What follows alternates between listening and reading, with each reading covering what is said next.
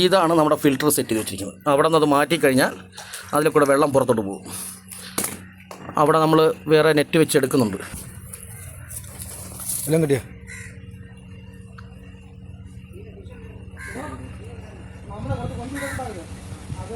ആ ശരി ശരി.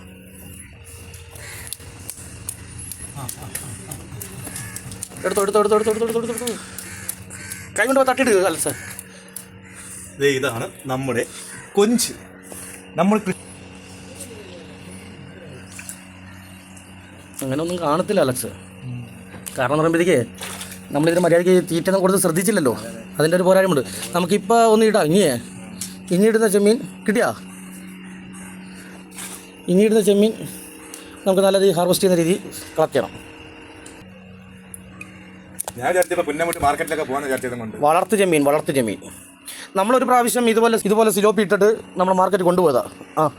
ഏടാ മാർക്കറ്റ് കൊണ്ടുപോയി വേറെ പ്രശ്നമുണ്ട്. ഇവിടെ ഓക്സിജൻ ഇല്ലാതെ അതെല്ലാം ചത്തുപോയി. കേരള